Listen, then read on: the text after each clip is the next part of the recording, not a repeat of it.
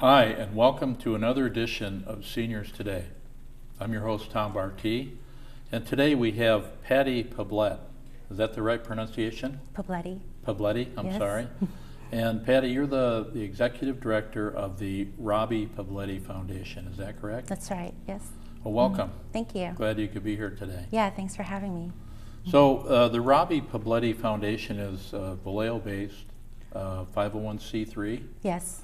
And I understand that one of the things that you're working right now is on trying to put together a gun buyback program for this summer. Right. Can you give us a little background about how you got into this and what the program is all about? Yes, of course. So I'm a longtime Vallejo resident. We moved here, my family and I, when I was just in 3rd grade, and I went to Cave Elementary School, and I went on to Springstown Junior High School, and then Hogan High School, and I left only briefly to attend UC Davis. But when I graduated in '93, I came right back to the city because, you know, this is my home. And I worked at the Vallejo Times-Herald for a number of years as the community editor, and so Vallejo really has been my whole life story, you know, and my kids too were a product of the Vallejo School District, Robby and Julie. And in 2014, my son Robby was shot and killed in broad daylight. And you know, it's a very difficult thing as a parent, as you can imagine, to come to terms with such a violent act, taking your precious son away. And for 2 years, I couldn't come back to Vallejo. You know, we actually moved to Cordelia, and we would take an extra 30 minutes just to drive the long way around Vallejo so that I wouldn't suffer the trauma of going back down that street and seeing the places where my son, you know, just spent so much of his time. And I thought one day, you know, I don't want to feel that way. I don't want to feel that way about a place that's been my home for so long. And maybe if I did something to help the city, it would encourage me to come back. It would give me a reason to come back. And you know, grief and trauma is different for everybody. And for me, I kept asking the same question: what could I have done for him? You know, how did I fail him? Even though logically I knew there was nothing I could have done. It was a robbery, you know, But then I started thinking maybe I'm asking myself the wrong question. It's not what I could have done for him or how I failed him. It's how we, as a society, have failed the people who did this to him, the people who commit these crimes. How have we failed them? What could we have done for them so that they had more opportunities and didn't see crime as their only option? And that's where this foundation came to mind, you know, because crime, gun violence in particular, is not an easy solution. It's not just take your guns away. It's what's causing these people to use these guns to commit these crimes. So the gun buyback was the first thing I thought of. You know, it's low-hanging fruit. People who have guns laying around the house and don't want them anymore and need a safe way to turn them in. Right, so the gun buyback, and there are critics of gun buybacks. They say it's ineffective and it doesn't impact crime. What I say to that is you're dealing with the unknown, right? You're dealing with probabilities. What is the probability of that gun laying in a closet will be stolen and used for crime? What is the possibility of a child in that home picking up that gun and shooting themselves or shooting someone in the home? Well, nobody knows the answer. But what I know, and what everyone should understand, is if a person takes that gun and turns it in to be destroyed, that probability goes to 0, and nobody can question that. So that's how I answer that question. And my son at the time was working with his father at Genentech, and he was just learning how to weld.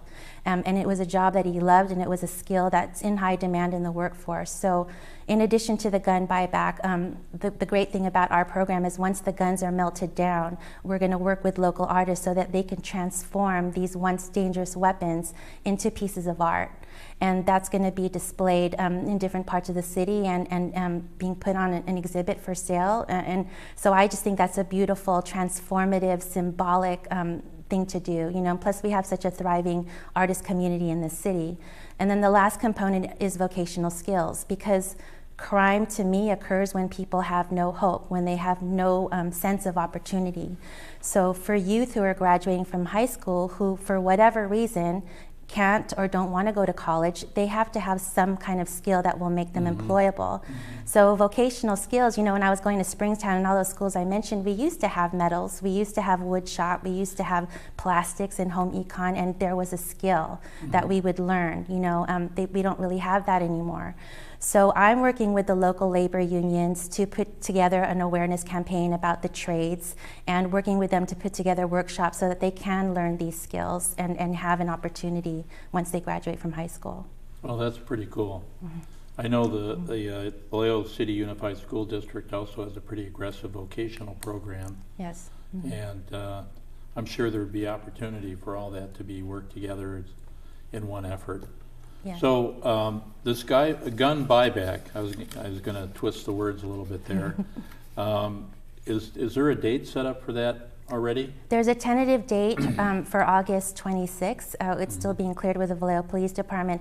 One thing that was very encouraging, and your office was a part of this, was we had a huge stakeholders meeting a few weeks ago, and it was well attended by the mayor, the sheriff's department, the police chief, Vallejo police chief, numerous members of the city council, Congressman Mike Thompson's office, and for me, that was very encouraging, because this was the first time that our foundation was coming out to say, this is who we are and this is what we want to do. And I sent these invitations to everyone thinking, well, they're going to send some junior staff. They all came. Not one person declined the invitation. And for me, that was very encouraging, because for 2.5 years after my son's death, I felt that I'm done with this city. I don't want anything to do with it. It took my son away. But what that did was remind me that there's a lot of good people here, and there's a lot of opportunity to work together to turn things around, because it's not all bad, you know. And I think, despite the campaign, I think love does trump hate, you know, and what that showed me is there's an opportunity here and we can do something. So the gun buyback was endorsed by the police department and the sheriff's department, local law enforcement agencies, and they're all ready, you know, to work that event once we raise the money.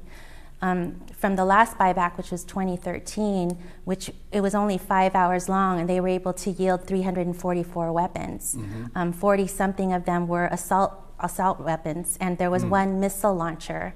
And that's that's in 5 hours alone. So if you imagine, if there's a sustained annual gun buyback, you know, what can you get then, you know, and to be able to transform them into what I call weapons of hope and opportunity is an amazing thing. Well, it's such a cool idea, converting the weapons to art. Right. I don't know if it's a novel idea, but it's very, very cool. And so how does this work? Can anybody bring in a weapon to this event and surrender it? And is there compensation for the weapon, or how does that work? Yeah, so that's really the incentive to get people out, is there's no questions asked, you know. And so we're focusing on the county, because if it goes beyond the county, it gets a little too big, and you have to raise even more money for the manpower. So the focus is really Vallejo and then the Solano County, because we have the resources from the whole county. And then they come in, they turn it in, depending on the level of, you know, whether it's a dangerous weapon or whether it's just a broken down antique. They can get anywhere from a gift card from a local business to $100 or $200. And that's what we're actively fundraising for. Okay. Yeah. So 344 times $100, you know, that's basically where you start. Right. So part of what you're doing here with there's an event you have on June 30th. Right. At Vino Godfathers. Vino Godfather. And that'll be to try to help raise some of the money for this event in August, right? Right. Yes. So this event is kind of it's multi-purpose, because it's really our way to say we're here.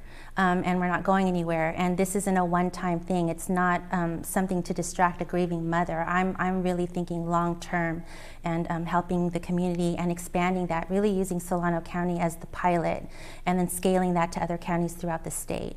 And what I want to do with this event is really explain to them, as I have just with you, what caused this foundation to come to be, and what we want to do long term in the city. And it's the 3 programs, the gun buyback, the art program, the vocational skills, and that's why we have local officials, that's why we have members of the art community coming, that's why we have the labor unions coming. The other part of it is, of course, yes, to raise money, because all the ideas are great, but without the community buy-in and without the funding to fully implement the programs, then it's just a good idea.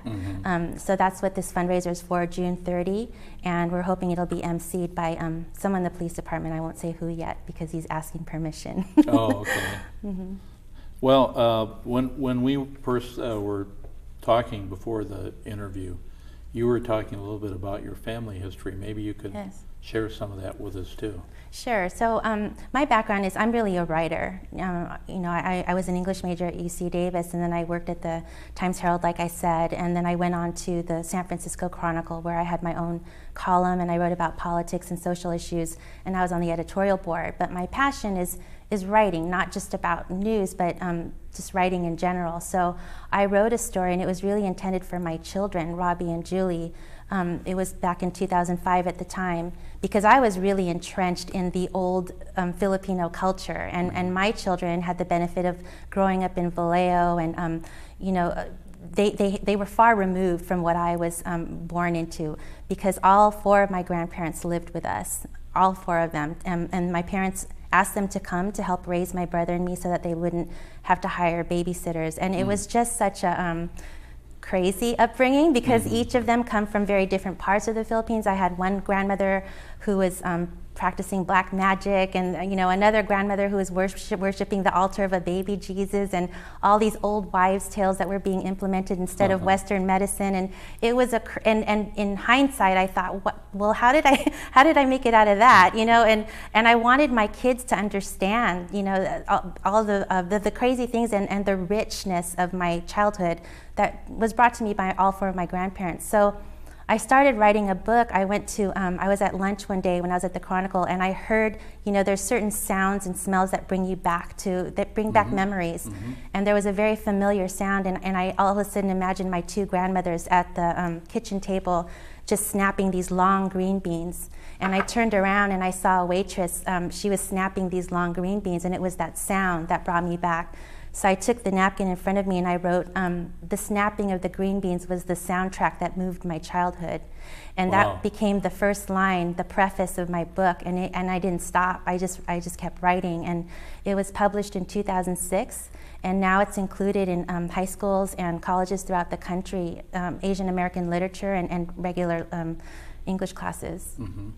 But your parents ended up here in Vallejo because of the Filipino community? Yes. So we were living in Livermore when my grandparents were brought over, and at the time, I know it's not true now, but at the time in Livermore, I was the only minority in my whole school.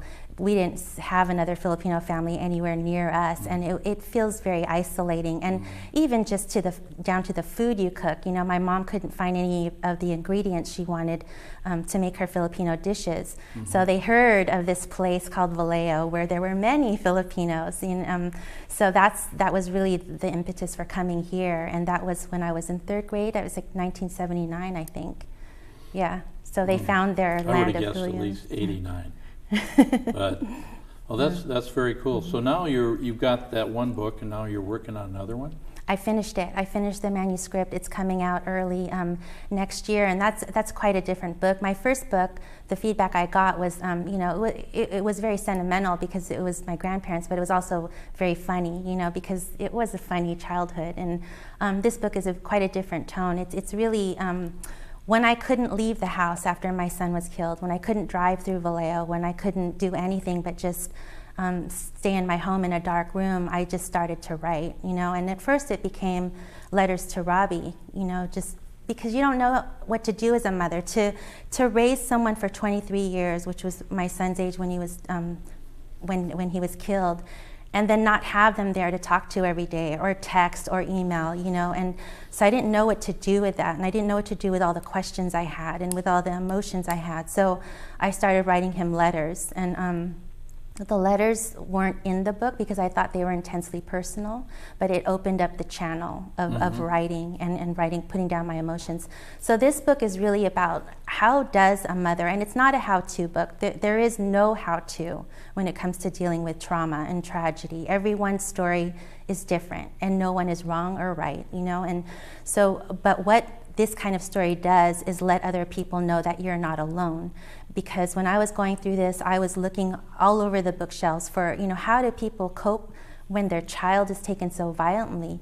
And all I could find were religious books or how-to books. And there wasn't that raw, just tell me how you felt, just tell me what you went through and the coping, you know, just tell me your story. And I thought that was missing. And that's really the void that I tried to fill with this book. Oh, that's cool. So what was the name of the first book? The first book is called The Oracles, My Filipino Grandparents in America. That was published by Heyday Books. Okay. The next book is called A Better Place, and it's being published by Nothing But the Truth, which is run by Christine Borders Bronstein, Christine Borders of Borders Books. So Cool. I was very fortunate to have her pick it up right away. So for the people that are watching, would they go online? Amazon or something? It'll be in every major bookstore throughout the country, and Amazon, of course, and all the traditional ways, but also in major bookstores. Wow. So we didn't know we had a celebrity in our midst. Not quite a celebrity, trying. Oh. Well, can you tell us a little bit about your fundraiser Sure. coming up? So the fundraiser will be held at Vino Godfather. It's a beautiful hidden gem on Mare Island, and they've graciously donated that space for our fundraiser. In addition to the wine, they're donating the wine, and we're thinking of getting different vendors to provide the food, just to have like this taste of Vallejo and taste of Solano County. There's going to be a live auction. Someone donated a pair of orchestra level tickets to see Hamilton, which is near impossible to get right now. So there will be a live auction for those tickets, which were, I think it cost more than $1,800 when they were purchased. And we have several connections too with the Warriors, so there's going to be a lot of Warriors gear and signed memorabilia that will be there for the silent auction. And we also are putting together themed baskets. So the best of Vallejo with gift cards and experiences from throughout the city, the best of Sassoon Valley, all the wineries, and the best of Fairfield, the best of Benicia. So it's very much a Solano County event. Maybe a copy of your books for the silent auction? No, that will be next year, but maybe my previous book, yeah. Oh, okay. Yeah. So that's June 30th. Yes. At Vino Godfathers, Right. and that's on Mare Island. Is it 500 or what's Walnut Street, yeah, 500 Walnut Street, Okay. I believe, yes. And when would that be? Is that in the evening? Yes, from 6 to 10. Okay. And how do people find out about tickets or anything like that? So the tickets are available on brownpapertickets.com. You can also go to our website, www.robbypoblete.org. There we also have a Facebook page that you could look up, the Robby Poblete Foundation, and places like this that will be producing where to find it. Oh, that's cool. Yes. So I have more questions about the gun buyback, if you don't mind going Sure. back to that. Of course. Are there some kinds of guns that they won't accept, or do they accept everything? No, I have not heard that they won't accept anything. They'll accept everything. Okay. And I heard sometimes people think that the gun is worth more than what the buyback is willing to offer. How does that get handled? Well, it's really, the whole event is going to be run by the Sheriff's Department and the Vallejo Police Department. So on those matters, I leave it up to them, of course. But, their preference is to give gift cards. But there has to be an incentive, like I said, to bring in weapons that could cause the most harm. Because you do run the risk of people just finding an old gun that's not even operating anymore, that even if a child picked it up, it wouldn't cause any danger at all. And like I said, for that, they could probably get a gift card. But what we're really trying to do is eliminate the chances of the dangerous weapons falling into the wrong hands and getting them out of circulation. And I know, we posted one thing before on a website, and there was a troller saying, don't support this cause. They're ineffective. It's a waste of time, waste of money. But like I said, if you're getting these weapons out of circulation and these owners don't want them anyway, I don't see where the bad is there. you know, and again, you eliminate the chances altogether of them falling into the wrong hands. So another thing that you stress is also that people shouldn't be afraid to come forward and donate Right. their weapons because there's no retribution or Right. you know. There's and no questions asked. And you know they probably ask for identification, but if people don't want to offer that identification, is that okay? I believe so. I mean, 2013, I believe that's how they did. I don't want to say for sure. There's going to be a fuller story on it. But yes, they want to make it as easy as possible for people to turn in these guns. And so that would be one of the ways, is no questions and taking in any. And even though the last one in 2013 was promoted solely for Solano County, there were people who came from beyond Solano County, you know, San Francisco, Sacramento, and they won't be turned away either. So for both the fundraiser on June 30th and then the event on August 22nd, will you need volunteers to help with that? Well, for the, you know, we've been very lucky, and again, this is a show of support for me, the fact that the Vallejo Police Department pretty much said, just tell us when we're ready, you know, and they'll be there and they'll provide all the manpower. And the two foundations, we're partnering with the Eric Reyes Foundation, which is also headed by another mother who lost her son, Eric Reyes, in Vallejo. And we're partnering with them on the gun buyback. So the two foundations, the Sheriff's Department, the Vallejo Police Department, we have it covered. And then for the event, no, we don't need volunteers. Luckily, I have a really strong board and lots of friends and family who will volunteer. So we really just want people to come out and enjoy themselves and learn more about what we're going to be doing in the community. So again, for people that want to get in touch with information about these two events, they go to your website, and the name of the website again is? It's www.robbypoblete.org. Cool. So we have just a couple minutes left, and I just out of my personal curiosity, I was going to ask you about your job with the Chronicle. Yes. How long did you actually do that column, and what were some of the highlights that you were able to experience? Oh yeah, well yeah, print journalism, as you know, is going through major challenges today, but I have to say my time as a journalist has been one of the most rewarding parts of my career. And with the Chronicle, I was almost there for a decade. And in terms of highlights, I worked on an editorial series on reforming foster care in California for 1 year. And at the end of that campaign, Governor Schwarzenegger signed a record number of reform bills on foster care, and I was nominated for the Pulitzer twice for that. So that was a great highlight, not only just the Pulitzer nomination, but the fact that it improved thousands of lives in terms of foster care homes and children in foster care system. So that was a big highlight. So that was probably number 1 for you in the decade? Probably number 1. How about any good political stories that you ran across?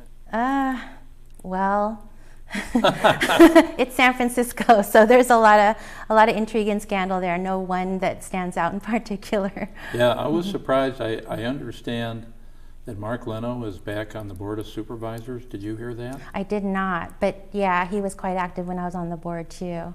Yeah, he's always been a really interesting guy. Yes.